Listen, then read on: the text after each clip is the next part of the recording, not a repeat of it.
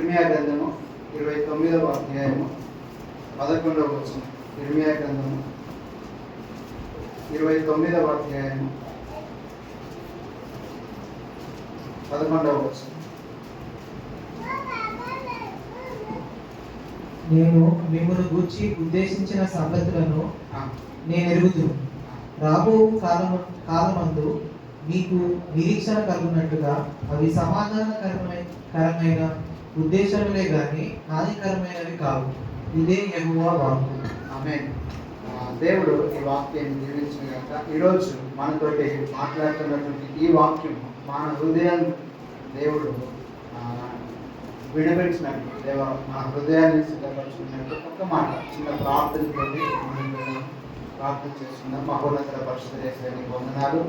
నేను చదువుకున్న లేఖనం ద్వారా నేను వచ్చినటువంటి ప్రతి ఒక్క బిడ్డతో మీరు మాట్లాడమని ప్రార్థిస్తున్నాను. పరిశుద్ధాత్మదేవ మా హృదయాన్ని సిద్ధపరిచినందుకు స్తోత్రాలు వేస్తున్నాము ప్రార్థిస్తున్నాను తండ్రి.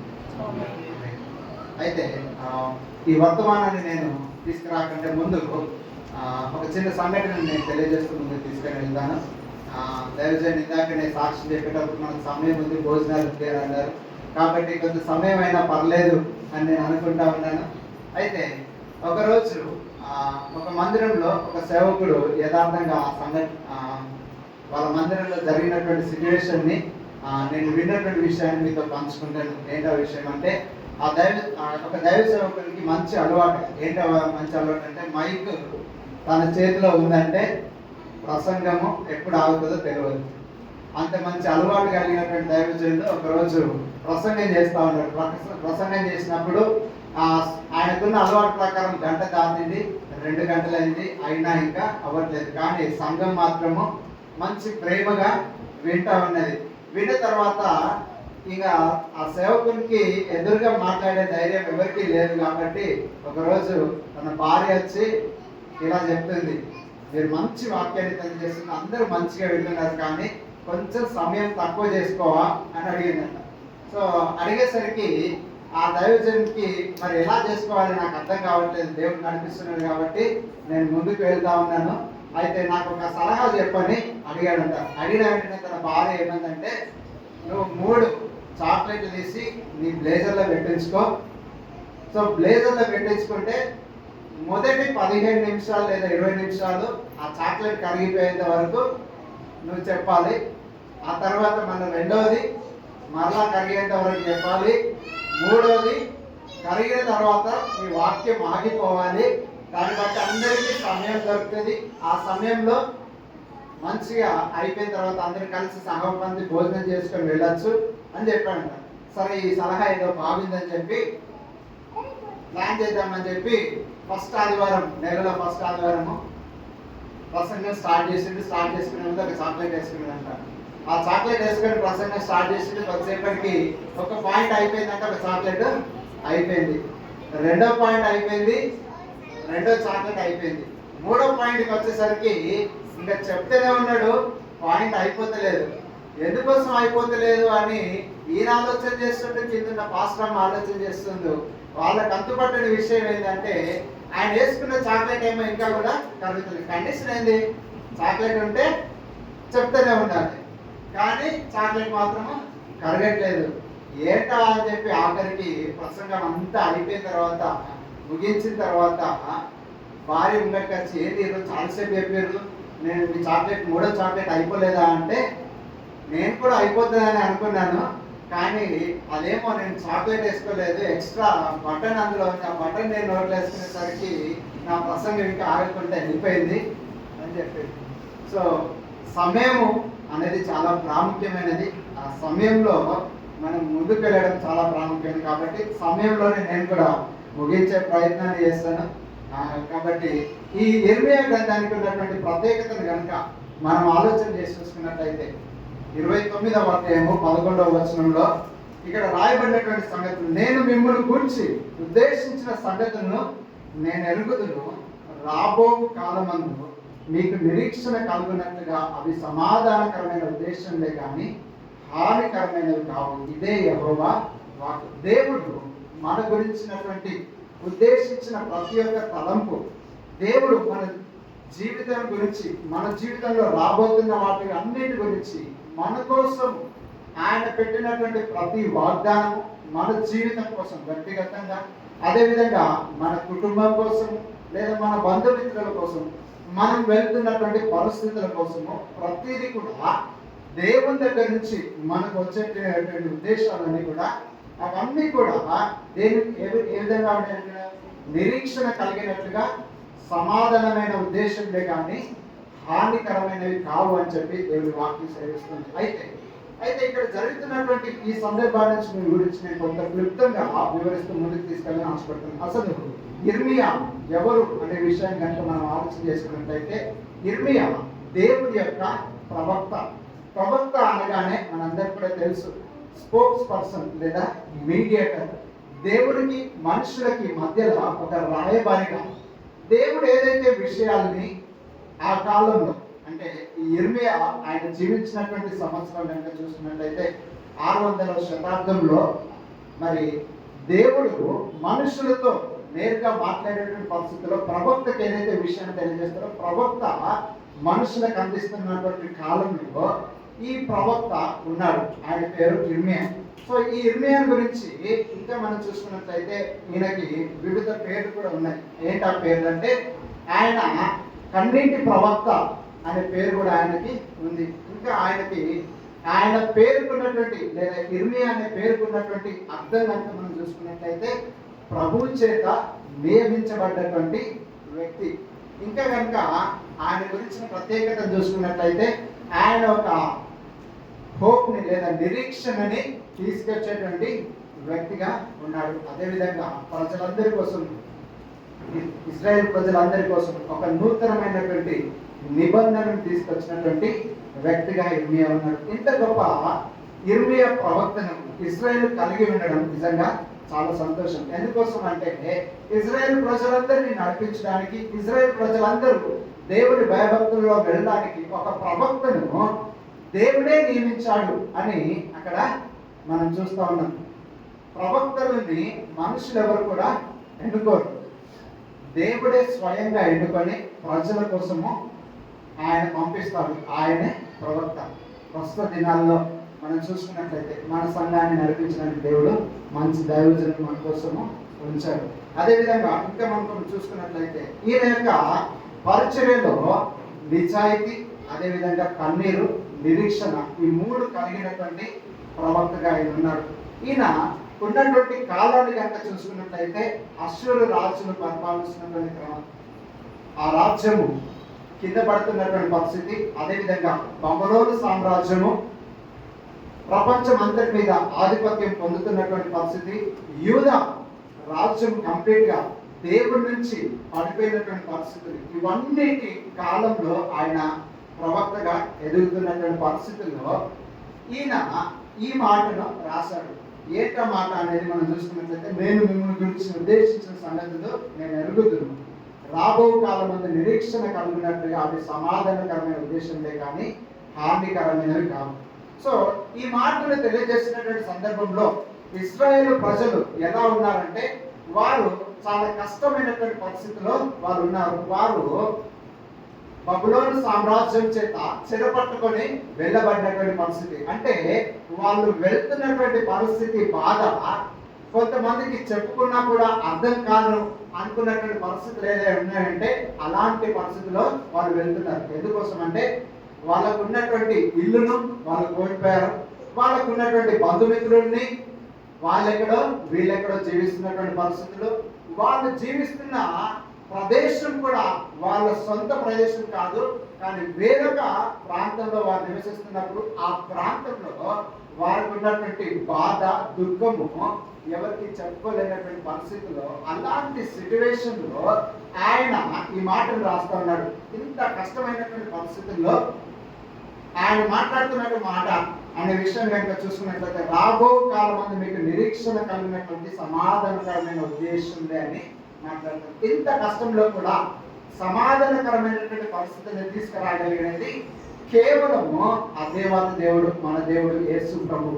ఇట్లా కనుక మనం చూసుకున్నట్లయితే, మన దేవుడు ఇచ్చేటువంటి వాగ్దానాలు కనుక మనం ఆలోచన చేసుకున్నట్లయితే, దేవుడు తన గొప్ప వాగ్దానాలకి తరచుగా అత్యంత మనము కష్టంలో ఉన్నటువంటి పరిస్థితుల్లోనే ఇస్తాడు. మరొకసారి మనం తెలియజేస్తాం, దేవుడు తన గొప్ప వాగ్దానాన్ని మనం తరచుగా అత్యంత కష్టకాలంలోనే మన దగ్గరికి తీసుకొని వస్తాడు. అయితే ఈరోజు సంఘంగా మనం ఏ కష్టమైన పరిస్థితి గుండా వెళ్తున్నామో, ఎలాంటి పరిస్థితి గుండా వెళ్తున్నా కూడా మన దగ్గరికి ఈ సమాధానకరమైనటువంటి మాటలు దేవుడు తీసుకొని వచ్చాడు.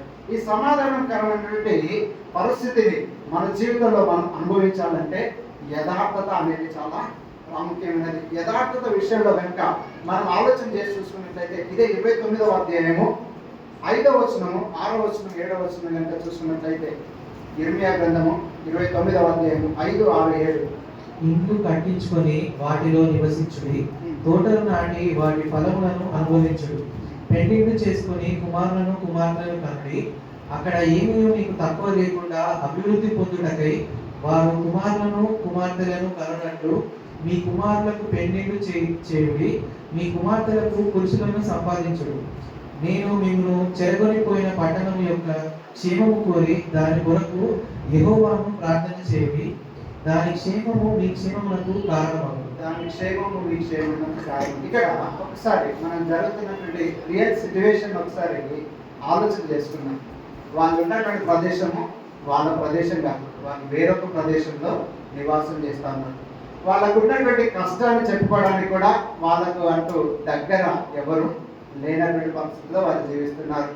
వాళ్ళు ఇంకెవరికైనా చెప్పుకోవాలంటే స్వతహాగా తన మనస్సాక్షికే వాళ్ళు చెప్పుకోవాలి, లేదా దేవుడికి చెప్పుకోవాలి. ఇంకా బయట నా అనే వాళ్ళు చెప్పుకోవడానికి ఆ ప్రాంతంలో ఎక్కడెక్కడ ఉన్నారో ఇంకా చరిత్ర చూసినట్లయితే ఎవరు లేనటువంటి పరిస్థితుల్లో దేవుని వాగ్దానం ఇర్మియా ద్వారా ఏం చెప్పబడుతుందంటే, ఇక్కడ మీరు ఇంత కష్టంలో ఉన్నా కూడా ఏమేమి సెలవిస్తుందంటే ఇల్లు కట్టించుకొని వాటిలో నివసించింది, తోటలు నాటి వాటి ఫలములను అనుభవించింది, పెళ్లిళ్ళు చేసుకొని కుమారును కుమార్తెను కవడి.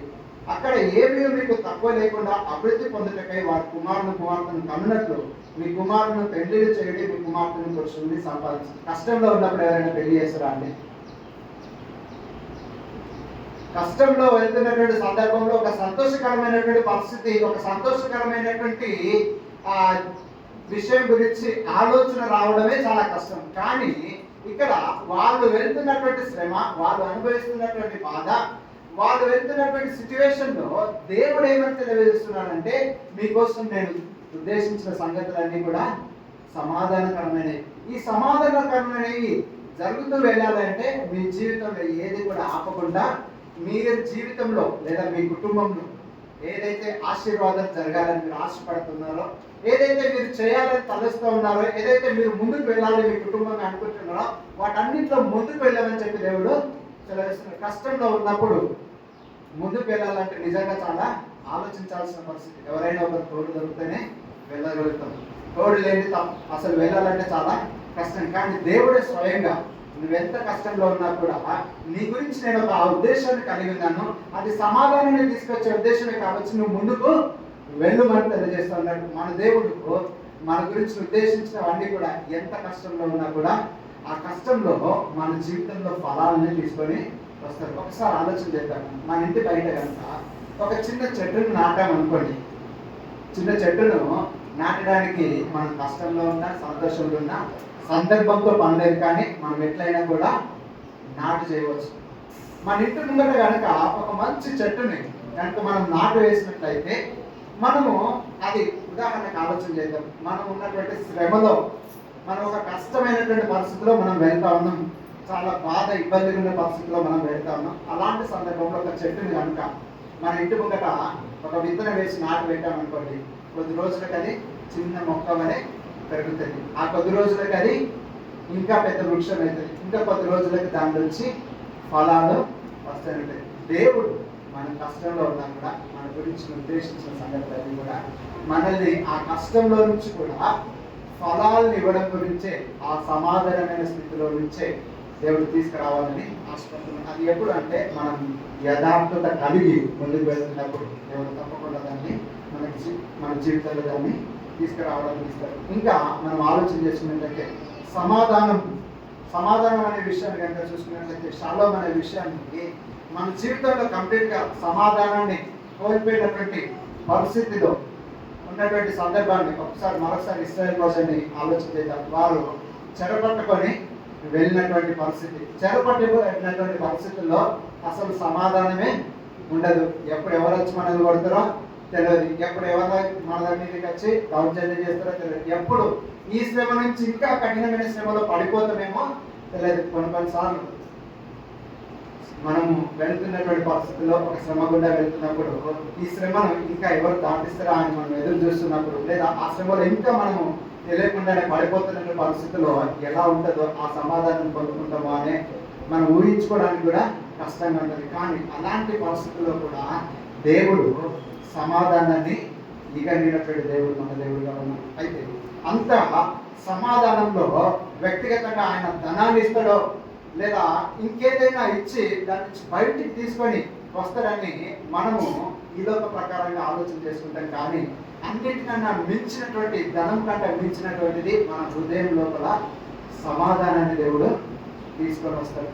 హృదయంలో ఉన్నటువంటి సమాధానము డబ్బుతో సరితున్నది. హృదయంలో ఉన్నటువంటి సమాధానము వ్యక్తుల నుంచి సరిపోదు. హృదయంలో ఉన్నటువంటి సమాధానము ఎక్కడి నుంచి మనం పొందుకోలేము, కానీ దేవుడు ఇస్తేనే మాత్రం దాన్ని పొందుకోగలుగుతాం. అలాంటి గొప్ప సమాధానాన్ని ఇచ్చేటువంటి మన దేవుడు ఇక్కడ ఇర్మియా గ్రంథంలో మనం చూస్తాము. అయితే ఇందులో ఒక మాట నేను గుర్తు చేస్తాను. ఏంటి ఆ మాట అంటే, ఇర్మియా కాలంలో జరిగింది ఇప్పుడు జరుగుతుందా అనే విషయాన్ని కనుక మనం ఆలోచన చేసుకుంటే, ఆ రోజు ఇర్మియా ప్రవక్తగా ఉన్నప్పుడు నడిపించినటువంటి ఏ దేవుడైతే నడిపిస్తున్నాడో అదే దేవుడిని మనం కలిగి ఉన్నాము, అదే దేవుడు మనల్ని నడిపిస్తున్నాడు. ఇది జరిగి క్రీస్తుకు పూర్వం 600 సంవత్సరాలు లేదా 597వ శతాబ్దం, అలాంటి ఆ సంవత్సరంలో జరిగినటువంటి సందర్భము నేటికి కూడా మనతో మాట్లాడుతుంది. ఏంటా మాట మాట్లాడుతుందంటే, మనం వెళ్తున్నటువంటి పరిస్థితుల్లో మనకి సమాధానాన్ని దేవుడు మాత్రం తీసుకొని వస్తుందని చెప్పి మాట్లాడుతుంది. కాబట్టి ఈ సమాధానాన్ని మనం వెళ్తున్నటువంటి సందర్భంలో వాక్యంలో ఇంకా కనుక మనం చూసుకున్నట్లయితే నిరీక్షణ కలిగి ఉండమని మనం చూస్తా ఉన్నాం. ఈ మాట మరొకసారి మనం చదువుతున్నాం. ఇర్మియా 29:11. నేను మిమ్మల్ని గురించిన ఉద్దేశించిన సంగతిని నేను ఎరుగుదును, రాబో కాలమందు మీకు నిరీక్షణ కలిగినట్లు. నిరీక్షణ కలిగినట్లు అనే మాటను కనుక చూసుకుంటే, నిరీక్షణకి ఆధారము మన దేవుడు అయితే, నిరీక్షణకి ఆధారం ఇచ్చేటువంటి కర్తగా మన దేవుడు. నిరీక్షణని కనుక మనం ఇంకా ఆలోచన చేసుకున్నట్లయితే, నిరీక్షణలో కొన్నిసార్లు ఎలా ఉంటుందంటే, మనం వెళ్తున్నటువంటి కష్టంలో చాలా ఇబ్బందికరమైనటువంటి పరిస్థితి, కానీ దాంట్లో సంతోషం అనేది అసలే మనం చూడము. ఈ నిరీక్షణ ఇంకా ఎలా ఉంటుందంటే, ఇశ్రాయేల్ ప్రజల జీవితంలో కనుక చూసుకున్నట్లయితే వాళ్ళు అక్కడి నుంచి బయటికి వెళ్ళలేదు, వాళ్ళు ఇంకా ఏడుస్తూనే ఉన్నారు. వాళ్ళు ఇంకా ఎలాంటి పరిస్థితుల్లో ఉన్నారంటే, మనము యెరూషలేములో దేవుడిని ఆరాధన చేయాలి, ఇక్కడ యెరూషలేము లేదు, మాకు ఇంకా మా చుట్టుపక్కల శత్రువులే ఉన్నారు. ఈ అన్ని విషయాలు కనుక ఆలోచన చేసుకుంటే అసలు నిరీక్షణకి ఆధారము లేనటువంటి పరిస్థితుల్లోనే వాళ్ళు ఉన్నారు. కానీ ఈ నిరీక్షణకి ఆధారం లేనటువంటి పరిస్థితుల్లోనే దేవుడు మన జీవితానికి ఒక స్టోరీ రాస్తాడు. ఆ స్టోరీ మన గురించి సమాధానకరమైనటువంటి స్టోరీనే రాస్తాడు.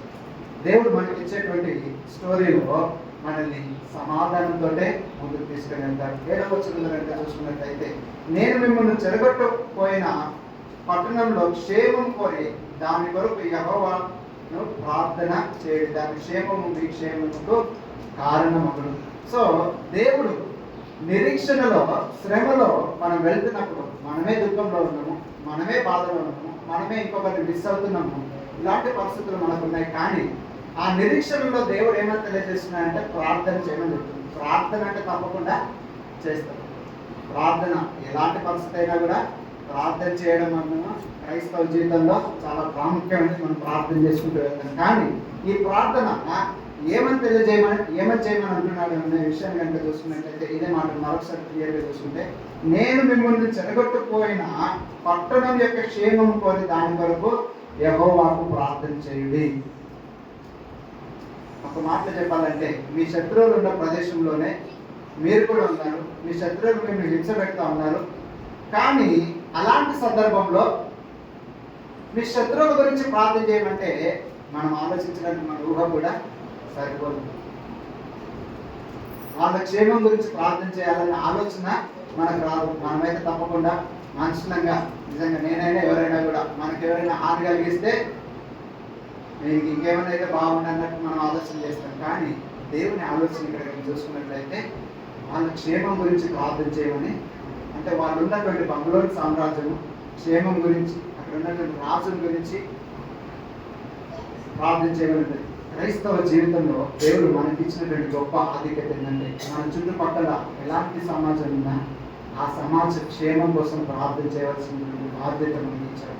వాళ్ళ గురించి మనం ఎంతటి శ్రమలో వెళ్తున్నా, మనం ఎంతటి కష్టంలో వెళ్తున్నా, మనం ఎలాంటి పరిస్థితుల్లో వెళ్తున్నా కూడా మన చుట్టుపక్కల ఉన్నటువంటి వ్యక్తుల గురించి, మనం పనిచేస్తున్నటువంటి ప్రదేశాల్లో మనకు వ్యతిరేకమైనటువంటి వ్యక్తులు పనిచేస్తున్నా కూడా, మనం నివసిస్తున్నటువంటి ప్రదేశంలో మన చుట్టుపక్కల మనకు వ్యతిరేకతలు ఉన్నా, మనం ఎక్కడున్నా కూడా మన చుట్టూ ఎలాంటి వ్యతిరేకతలు ఉన్నా కూడా ఆ వ్యతిరేకతను కలిగించేటువంటి వ్యక్తుల గురించి, వారి క్షేమం గురించి, వారి సమాధానం గురించి ప్రార్థన చేయడం. ఇది కొంత ఆలోచనకి సరిపోదు, కానీ దేవుడు ఇలాంటి విషయాన్ని మనకు తెలియజేస్తుంది. ఇదే మాటని మనం కొత్త నిబంధనలో కనుక చూసుకున్నట్లయితే యేసు ప్రభు ఈ భూలోకానికి వచ్చి ఆయన తెలియజేసినటువంటి ఒకే మాట కనుక మనం గుర్తు చేసుకుంటే, నీ శత్రువుల్ని ప్రేమించమని చెప్పి వాక్యం సెలవిస్తా ఉంది. నీకు కష్టం పెట్టిన వారిని కూడా ప్రేమించమని చెప్పి వాక్యం సెలవిస్తా ఉంది. అలాంటి పరిస్థితిలో కూడా నీవు నివసిస్తున్నటువంటి చుట్టుపక్కల సమాజంలో నీకు శ్రమలు కలిగించేటువంటి ఆ ప్రదేశంలోనే దేవుడు నిన్ను ఉప్పుగాను వెలుగుగాను నిలబెట్టాలని దేవుడు కోరుకుంటున్నాను. ఉప్పు గురించి వెలుగు గురించి నేను ప్రత్యేకంగా తెలియజేసినటువంటి మాట. ఉప్పు అనేది ఎంత రుచిని తీసుకొని వస్తుందో, వెలుగు అనేది చీకటి నుంచి పారదొరుకుతుందో, మనం ఎలాంటి ప్రజల మధ్యలో ఉన్నామో మనల్ని బట్టి ఆ రుచికరమైనటువంటి పరిస్థితి మన జీవితం ద్వారా దేవుడు తీసుకొని వస్తారు. ఆ వెలుగుకరమైనటువంటి పరిస్థితులు మన జీవితం ద్వారా తీసుకొని వస్తారు. అది ఎప్పుడు అంటే మనం శ్రమంలో వెళ్తున్నప్పుడు మన ద్వారా దేవుడు దాన్ని జరిగిస్తారు. ఇశ్రాయేలు ప్రజలకి దేవుడు అదే విషయాన్ని తెలియజేస్తాడు. అయితే ఇంకా ఇశ్రాయేలు ప్రజల గురించి మనం ఆలోచన చేసుకుంటే దేవుడి యొక్క సమయము వేరు, అదేవిధంగా మన యొక్క సమయము, మన యొక్క ఆలోచన విధానము వేరు. దేవుడు ఈ ఇశ్రాయేలు ప్రజలు బబులోను సామ్రాజ్యంలో వారు ఉంటున్నటువంటి పరిస్థితుల్లో, వారు చెరపట్టుకొని వెళ్ళినటువంటి పరిస్థితుల్లో ఏం జరిగిందంటే ఇర్మియా ప్రవక్త ద్వారా, మీరు ఇక్కడి నుంచి తిరిగి మీ ప్రదేశానికి వెళ్తారో, వాగ్దాన దేశానికి వెళ్తారు, లేదా మీరు ఎక్కడైతే నివాసం చేస్తారో ఆ ప్రదేశానికి వెళ్తారో, కానీ ఎప్పుడు వెళ్తారు అంటే 70 సంవత్సరాల తర్వాత. 70 సంవత్సరాలు అంటే ఒకసారి ఆలోచన చేయండి, ఎలా ఉంటుంది మన లైఫ్ టైం, మన జీవితమే అయిపోతుంది. 70 సంవత్సరాల తర్వాత ఇంకా మేలు ఎందుకు అన్నట్టు క్వశ్చన్ మార్క్ మనకు వస్తుంది. కానీ దేవుడి యొక్క క్యాలెండర్ని మనము ఆలోచన చేయడానికి, ఇంత సమయము అని మనం అర్థం చేసుకోవడానికి ఇంత కాలమా అని మనం అర్థం చేసుకుంటాం. కానీ దేవుడు మన గురించి ఉద్దేశించినవన్నీ కూడా సమాధానం నిరీక్షను కలిగజేసేటవి. ఈరోజు మనం వెళ్తున్నటువంటి శ్రమలో ఇంత కాలమా, ఇంత ఇమ్మీడియట్గా నాకు ఇంత నుంచి ఉపశమనం దొరకదా అన్నట్టుగా మనం ఆలోచన చేస్తూ ఉంటాం. కానీ దేవుడు దాన్ని మన దగ్గరికి తీసుకొని వచ్చింది ఒక టైం పీరియడ్ వరకు పెట్టాలని తీసుకొని వస్తాడు. ఆ టైం పీరియడ్ని మనం అర్థం చేసుకున్నప్పుడు మనం దేవుడు తెలియజేసినటువంటి ప్రతి ఆశీర్వాదాన్ని శ్రమలో పొందుకుంటూనే వెళ్తాం. ఇశ్రాయేలు ప్రజలు కూడా వాళ్ళు వెళ్తున్నటువంటి శ్రమలో కూడా దేవుడు ఏమని తెలియజేస్తున్నట్టు ప్రవక్త ద్వారా ఆ ప్రజల గురించి ప్రార్థన చేయమంటున్నారు, వాళ్ళ సమాధానం గురించి ప్రార్థన చేయమంటున్నారు. అదేవిధంగా మీరు కూడా తలపెట్టుకున్నటువంటి కార్యక్రమాలు ఏది కూడా ఆపకుండా ముందుకు వెళ్ళాలని తెలియజేస్తున్నారు. పెళ్లికి చేసుకోమని తెలియజేస్తుంది. ఈ మాటను మనం ఆలోచన చేయాలంటే, కష్టంలో ఉన్నప్పుడు ఒక శుభకార్యం చేయాలంటే అసలు ఆలోచనే రాదు. కానీ దేవుడు మాత్రం ఆగిపోకుండా ఫలవంతంగానే ముందుకు వెళ్ళమని వెళ్తా ఉన్నాడు. నేను చెప్పినటువంటి ఉదాహరణ మరొకసారి జ్ఞాపకం చేసుకుంటాను. చెట్టుని కనుక మనం నాటినట్లయితే, మన శ్రమ దినాల్లో నాటినప్పుడు ఆ చెట్టుకి తెలియదు శ్రమ దినాల్లో ఉందనే విషయం. కానీ దాని ఫలాలు కాయలు మనం ఎప్పుడు కోసుకుంటూనే, ఫలాలను తీసుకుంటూనే, దాంట్లో తినుకుంటూనే మనం ముందుకు వెళ్తాం. అదేవిధంగా శ్రమ రాగానే నా జీవితం ఆగిపోయింది అనే ఆలోచన పెట్టాం. శ్రమ రాగానే నా జీవితం ఇంతటితో ఎలా మలుపు తిరిగి ముందుకు వెళ్తుందో, శ్రమ రాగానే నా జీవితంలో నేను ఇంకా ఎలాంటి పరిస్థితుల్లో వెళ్తాను అని ఆలోచన చేయడం కంటే, ఈ శ్రమలో, ఈ కష్టమైనటువంటి పరిస్థితుల్లో దేవుడు నాతోటి ఏం మాట్లాడతాడు, ఆ మాట్లాడినటువంటి మాటలు పట్టుకొని ఆ వాగ్దానంతో నా జీవితంలో నేను ముందుకు వెళ్ళాలి. ఆ మాటలు మనం వ్యక్తిగతంగా దేవుడి సన్నిధిలో సమయం పెట్టినప్పుడు దేవుడు మనతో మాట్లాడతాడు. అదేవిధంగా మన సేవకులు మన గురించి ప్రార్థన చేసినప్పుడు సేవకుల ద్వారా మాట్లాడతారు. అదేవిధంగా నిన్ను ప్రేమించి నీకున్నటువంటి ఒక విజ్ఞాపనకర్త ఎవరైనా ఉంటే ఆ విజ్ఞాపనకర్త నీ గురించి ప్రార్థన చేసినప్పుడు దేవుడు మాట్లాడతారు. ఆ మాట్లాడినటువంటి విషయాన్ని పట్టుకొని ఆ విషయాన్ని ప్రార్థన చేసినప్పుడు దేవుడు నీ జీవితంలో ఏ సమాధానకరమైనటువంటి విషయాన్ని ఉంచాడో ఆ సమాధానకరమైన స్థితిలోనే వెళ్తారు. అయితే దీనికి కనుక మనం ఆలోచన చేసుకున్నట్లయితే ఒక మంచి ఉదాహరణ, శ్రమలలో అత్యంత శ్రమల్లో ఈ లోకంలో వెళ్ళినటువంటి వ్యక్తి లేదా దేవుడు ఎవరు అనే విషయం కనుక మనం ఆలోచన చేసుకుంటే యేసు ప్రభు జీవితాన్ని కనుక లేదా 100% మానవులుగా 100% దేవుడిగా మనం ఆలోచన చేసుకుంటే ఆయన పరలోక రాజ్యంలో నుంచి మన కోసం నిన్ను నన్ను ప్రేమించి ఆయన ఈ భూలోకానికి ఒక చెరవలే వచ్చినట్టుగా మనం ఆలోచన చేయవచ్చు. ఆయనకున్నటువంటి అన్ని యోగ్యతలు దేవుడిగా ఆయన పరలోకంలో ఉన్నప్పుడు ఆయనకి ఎన్నో స్థుతులు, ఎన్నో ఆరాధనలు, దేవదూతల మధ్యలో, కెరాబులు, సర్వుల మధ్యలో అన్నిటి మధ్యలో స్థుతులు పొందుకోవాల్సిన ఆయన నిన్ను నన్ను ప్రేమించాడు కాబట్టి ఆయన ఈ భూలోకానికి వచ్చి నీ కోసం నా కోసము శ్రమల్ని అనుభవించాడు. ఆ శ్రమల్లో కూడా మన జీవితాన్ని నిలబెట్టడానికి ఆ శ్రమలన్నింటినీ కూడా అనుభవించి మనకు ఒక నిత్య జీవితాన్ని ఆయన అందించడానికి ఈ శ్రమలన్నింటినీ కూడా అనుభవించి మరలా మన కోసం స్థలం సిద్ధపరచడానికి పరలోక రాజ్యానికి ఆవాహనం వేయడం. కాబట్టి ఈ వాక్యం అంతట్లో కనుక మనం ఆలోచన చేసుకుంటే శ్రమలు అనేటివి మన జీవితంలో టెంపరీ, దేవుడు ఇచ్చేటువంటి వాగ్దానమే పర్మనెంట్. దేవుడు ఇచ్చేటువంటి ఈ పర్మనెంట్ వాగ్దానాన్ని పట్టుకొని మన జీవితంలో ఎక్కడ కూడా ఆగిపోకుండా మనం ముందుకు వెళ్ళినట్లయితే దేవుడు తప్పకుండా మన జీవితంలో ఏ వాగ్దానం ఇచ్చారో ఆ వాగ్దానాన్ని మన గురించి ఉద్దేశించినవి మరొకసారి మాటలు చదువుకున్నాను.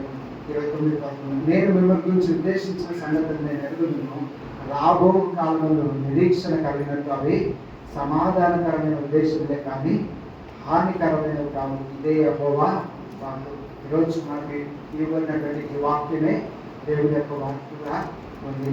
మన గురించి ఉద్దేశించినవన్నీ కూడా మనకి సమాధానకరమైనటువంటి ఉద్దేశంలో దేవుడు ఉంచాడు. అయితే శ్రమలో నుంచి మనం వెళ్తున్నప్పుడు ఎంత కష్టమైనటువంటి పరిస్థితులు ఉంటాయి అనేది కొన్నిసార్లు ఊహకు కూడా అందనటువంటి పరిస్థితులు ఉంటాయి. ఆ ఊహకు అందనటువంటి పరిస్థితులు ఆ గురించి ఒక మిషనరీ స్టోరీ నేను ముందు తీసుకెళ్ళాలని ఆశపడుతున్నాను. అడోనిరామ్ జడ్సన్ గురించి మీరందరూ వినే ఉంటారు లేదా చదివారు. అడోనిరామ్ జడ్సన్ తను అమెరికా దేశం నుంచి బర్మా దేశంలోనికి ఆయన ఒక మిషనరీగా వెళ్ళాడు. ఆ మిషనరీగా ఆయన ఆ ప్రాంతానికి వెళ్ళినప్పుడు ఆ ప్రాంతంలో పరిచయం చేసినప్పుడు కొన్ని సంవత్సరాలు గడిచాయి కానీ ఒక్క ఆత్మ కూడా రక్షింపబడలేదు.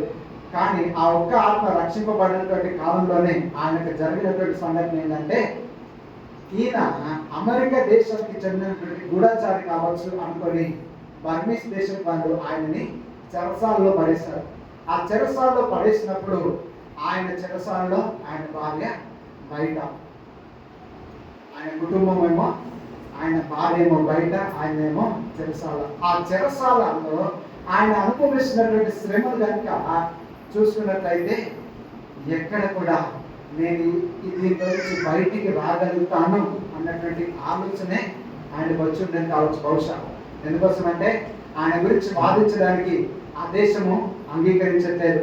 ఆయనకున్నటువంటి ఆయన భార్యని కలవడానికి కష్టమైనటువంటి పరిస్థితులు, ఆయన దాంట్లో నుంచి బయటికి రాగలుగుతాడా లేదా అని ఊహ కూడా అందనటువంటి శ్రమలో ఆయన వెళ్ళాడు. కానీ కొద్ది రోజులకు దేవుడు ఆ శ్రమలో నుంచి ఆయన బయటికి తీసుకుని వచ్చి బర్మీస్ ప్రాంతంలో ఒక గొప్ప సేవకుని ఆయన నిలబెట్టి ఆ ప్రాంతంలో అనేక సంఘాలు స్థాపించడానికి మరి అడోనిరామ్ జడ్సన్ వాటిని ప్రస్తుతం కనుక బర్మీస్ దేశం మయన్మార్ ప్రాంతాన్ని కనుక ఆలోచన చేసుకున్నట్లయితే మయన్మార్ ప్రాంతము మిలిటరీ చేత నడిపించబడినటువంటి పరిస్థితి. ఎంతో కష్టంగా అక్కడ ఉన్నటువంటి ప్రజలు బ్రతుకుతా ఉన్నారు. నిజంగా ఆ దేశం గురించి విన్నప్పుడల్లా కూడా చాలా బాధేస్తే దుఃఖిస్తుంది. ఎందుకంటే నాకు కొంతమంది సహోదరులు లేదా ఫ్రెండ్స్ తెలిసిన వారు ఉన్నారు. వాళ్ళు అక్కడ ఉన్నటువంటి పరిస్థితులను వివరిస్తున్నప్పుడు వాళ్ళ ఇంట్లోనే కూర్చొని ఉంటారు. అటు సైడ్ బాంబు దాడులు జరుగుతూ ఉంటుంది. ఎప్పుడు ఎవరిని మిలిటరీ వాళ్ళు వచ్చి తీసుకొని వెళ్తారో తెలియదు. ఇంట్లో ఉన్నటువంటి ప్రతి ఒక్క పెద్ద కుమారుణ్ణి లేదా పెద్దగా ఇంట్లో ఎవరున్నా కూడా వాళ్ళని మిలిటరీకి ఖచ్చితంగా పంపించాల్సిందే. నువ్వు వెళ్ళాలి వెళ్ళద్దు అనేటువంటి నీ సొంత ఆలోచన ఉండదు.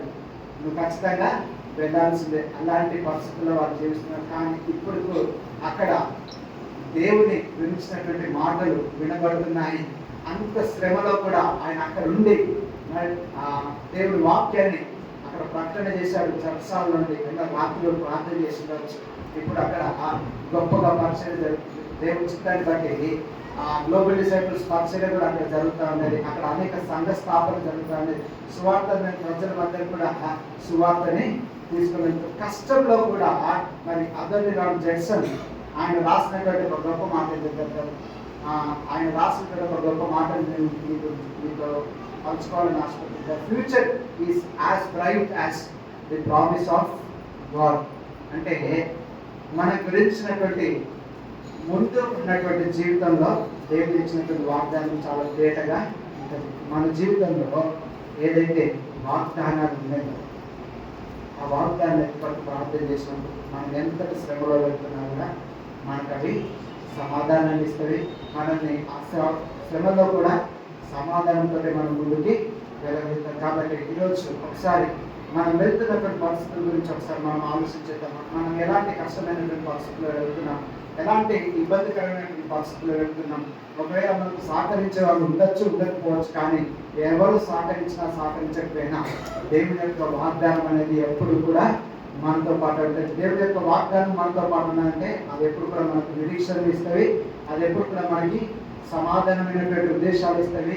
ఎప్పుడు కూడా హానికరమైనటువంటి ఉద్దేశాన్ని ఇవ్వదు. కాబట్టి ఇలాంటి పరిస్థితుల్లో ఇశ్రాయేల్ ప్రజలు వెళ్ళినప్పుడు, ఇంత గొప్పటి శ్రమ పరిస్థితుల్లో వెళ్ళినప్పుడు దేవుని ప్రవక్త వాళ్ళ మధ్యలో నిలబడి వాళ్ళకి చెప్పినటువంటి మాట మీ గురించినటువంటి ఉద్దేశించినవన్నీ కూడా సమాధానకరమైనవి. ఈ యొక్క మాటని కనుక ఇంకా మనం ఆలోచన చేస్తే ఈ మాట అంతా కూడా బర్త్డేకో లేదా మన జీవితంలో ఒక నూతనమైన కార్యంలో మనం ముందుకు వెళ్తున్నప్పుడు లేదా మన జీవితంలో ఒక సంతోషకరమైనటువంటిది జరిగినప్పుడు అలాంటి సందర్భంలో ఈ వాక్యాన్ని గుర్తు చేసుకుంటాం. కానీ నిజంగా ఈ వాక్యం జరిగినటువంటి సందర్భాన్ని కనుక మనం చూసుకున్నట్టయితే ఇశ్రాయేల్ ప్రజలు నిజంగా శ్రమలో ఉన్నప్పుడు దేవుడి మాటని వారి గురించి పలికాడు. కాబట్టి ఈరోజు కుటుంబంగా లేదా వ్యక్తిగతంగా లేదా సంఘంగా ఎలాంటి శ్రమకరమైనటువంటి పరిస్థితుల్లో మనం వెళ్తున్నా కూడా దేవుడు మనకి ఇచ్చినటువంటి వాగ్దానం ఏంటంటే మన గురించి ఉద్దేశించిన సందర్భాలు అన్నీ కూడా సమాధానకరమైనవి కానీ ఏవి కూడా హాని కలిగించేది కాదు. కాబట్టి ఈ సమాధానకరమైనటువంటి విషయాలన్నింటిలో దేవుడు శ్రమలో ఉన్నప్పుడు మాత్రమే వీటన్నిటిని గుర్తు చేస్తాడు. కాబట్టి ఈ శ్రమలో ఉన్నప్పుడు మనం యథార్థత కలిగి ఉన్నట్టయితే, ఈ శ్రమలో ఉన్నప్పుడు మనము సమాధానాన్ని పొందుకుంటాం. ఈ శ్రమలో ఉన్నప్పుడే మనం నిరీక్షణ పొందుకుంటాం. ఈ శ్రమలో ఉన్నప్పుడే మనము నిరీక్షణ కోసం లేదా సమాధానం కోసం వెతకాలి. ఈ శ్రమలో ఉన్నప్పుడే దేవుడి యొక్క సమయం కోసం మనము ఎదురు చూడాలి. కాబట్టి ఈ శ్రమలో ఉన్నటువంటి పరిస్థితుల్లో ఈ ఒక్క విషయంలో, ఈ చెప్పబడినటువంటి ఈ విషయాలన్నింటిలో ఏ విషయంలో ఈరోజు దేవుడి మాట్లాడుతున్నాం, ఈ శ్రమలో ఉంటున్నటువంటి సందర్భంలోనే యథార్థత విషయంలో దేవుడి మాట్లాడుతున్నారా, లేకపోతే సమాధానం కోల్పోయిన పరిస్థితి మీ జీవితంలో ఎదుర్కొంటున్నావు దాని గురించి మాట్లాడుతున్నావు, లేదా నిరీక్షణ కోల్పోయిన పరిస్థితుల గురించి దేవుడి నీతో మాట్లాడుతున్నాం, లేదా సమాధానం ఇంకా ఎలాంటి ప్రదేశంలో నాకు దొరుకుతుందనే విషయమే దేవుడితో మాట్లాడుతున్నాం, లేదా దేవుని యొక్క క్యాలెండర్ నీ క్యాలెండర్ అనే విషయం గురించి దేవుడు మాట్లాడుతున్నాం. ఇవన్నిటి గురించి ఒకసారి ఆలోచన చేసుకున్నాయి. ఇవన్నిటిలో కూడా నిజంగా దేవుని యొక్క సమయం అనేది చాలా ప్రాముఖ్యమైనది. ఎందుకోసం అంటే 70 సంవత్సరాల తర్వాత ఇశ్రాయేల్ ప్రజలందరినీ కూడా రిస్టోర్ చేస్తానని చెప్పి దేవుడు వాగ్దానం ఇచ్చాడు. దేవుడు దాన్ని జరిగించాడు. ఈరోజు మన జీవితంలో కొంతవరకు వెళ్ళేటువంటి ఈ శ్రమలో నుంచి తప్పకుండా దేవుడు ఒకరోజు నిరీక్షణకరమైనటువంటి పరిస్థితిలో, ఒక సంతోషకరమైనటువంటి పరిస్థితిలో, ఒక సమాధానకరమైనటువంటి పరిస్థితిలోనే మన కుటుంబాన్ని నిలబెట్టారు. ఎందుకోసం అంటే ఎంత కష్టమైనటువంటి పరిస్థితుల్లో వెళ్తామో అంత కష్టంలో నుంచి దేవుడు తన వాగ్దానాన్ని మనతో మాట్లాడుతుంది. కాబట్టి ఈరోజు ఈ వాగ్దానము మన గురించే సంతోషకరమైనటువంటి సమాధానమైనటువంటి పరిస్థితుల్ని మన జీవితంలో కలిగజేయడానికి కోసమే దేవుడు ఆయన పరలోకాన్ని వదిలిపెట్టుకొని మన కోసం ఈ భూమి మీదకి వచ్చి మన కోసం శ్రమపడి మనకు ఒక సంతోషకరమైనటువంటి సమాధానకరమైనటువంటి జీవితాన్ని ఆయన ఇవ్వడానికి అంత శ్రమను ఆయన అనుభవించాడు. ఈరోజు నీవు నేను వెళ్తున్నటువంటి శ్రమ, ఆయన వెళ్ళినటువంటి శ్రమలో ఏ పాటు యేసు ప్రభు వెళ్ళినటువంటి శ్రమలోకి కనుక మనం ఆలోచన చేసుకున్నట్లయితే అది ఏ పాటిది? ఇశ్రాయేల్ ప్రజలు వెళ్ళినటువంటి శ్రమలో మన శ్రమను ఆలోచించుకుంటే అది ఏ పాటిది? అడోనీరామ్ జెర్సన్ వెళ్ళినటువంటి శ్రమలోకి వెళ్ళినట్టయితే మన శ్రమ ఏ పాటి? కానీ అంతటి శ్రమలో ఉన్నప్పుడు కూడా వారు యథార్థతగా ఉన్నారు. అడోనీరామ్ జెర్సన్ యథార్థత కలిగి ఉన్నాడు. దేవుని సామ్రాజ్యాన్ని లిటరల్గా భారతదేశ దేశంలో ఈరోజు సువార్త ప్రకటన జరుగుతుందంటే అడోనీరామ్ జెర్సన్ అక్కడ నిలబడ్డాడు కాబట్టి సువార్త పరిచయం అక్కడ జరుగుతుంది. ఈరోజు ఇంత కష్టమైనటువంటి ఈ కరీంనగర్ ప్రాంతంలో మన శ్రమను అనుభవిస్తున్నామంటే మన ద్వారా దేవుడు సువార్త ప్రకటన తీసుకురావాలని ఆశపడుతున్నాడు. కాబట్టి ఇంత కష్టమైనటువంటి పరిస్థితుల్లో మనం వెళ్తున్నామంటే మన చుట్టుపక్కల ఉన్నటువంటి వ్యక్తులందరి దీవెన గురించి ప్రార్థన చేయడానికి మనం ఈ శ్రమలో దేవుడు నడిపిస్తున్నాడు. ఇంత కష్టమైనటువంటి ఇలాంటి పరిస్థితులు మనం వెళ్తున్నా కూడా ఇవన్నీ కూడా ఒకరోజు ఒక క్షేమకరమైనటువంటి పరిస్థితి మన జీవితంలోకి తీసుకురావడానికే దేవుడు ఈ కొత్త కాల శ్రమను మన జీవితంలో అనుమతించాడు అని చెప్పి గుర్తు చేసుకొని ఈ సమాధానకరమైనటువంటి ఉద్దేశంలో మన జీవితంలో దేవుని యొక్క క్యాలెండర్లో అది ఎప్పుడు మన జీవితంలో ఇవ్వాలని ఆశపడుతున్నాడో దానికోసం నిరీక్షణతో ఎదురు చూసినట్లయితే 70 సంవత్సరాలు పెద్ద విషయంగా వారు చూడలేదు. కానీ 70 సంవత్సరాలు గడిచినాయి. ఆ తర్వాత వారు రిస్ట్రక్షన్లోకి వెళ్ళగలిగారు ఇశ్రాయేల్ ప్రజలు. కాబట్టి ఈ శ్రమ కాలంలో మనం ఇంత సమయం అని మనం ఆలోచన చేయడం కంటే దీనికి ఒక రోజు ముగింపు ఉంది. ఈ శ్రమలో దేవుడు ఇచ్చినటువంటి వాగ్దానం పట్టుకొని యథార్థంగా నేను ముందుకు వెళ్ళాలి, యథార్థంగా ముందుకు వెళ్ళేటువంటి పరిస్థితుల్లో నా జీవితం ఆగకుండా సాగుతూ వెళ్ళాలి అన్నటువంటి విషయాన్ని గుర్తు చేసుకున్నాను. కళ్ళు మూసుకొని దేవుడి వైపు ఆలోచించేద్దాము. ఒకసారి దేవా, నా జీవితంలో అనుమతించబడినటువంటి ఈ పరిస్థితుల్లో నేను ఎలా వెళ్ళాలి నాయన? నీ వెంట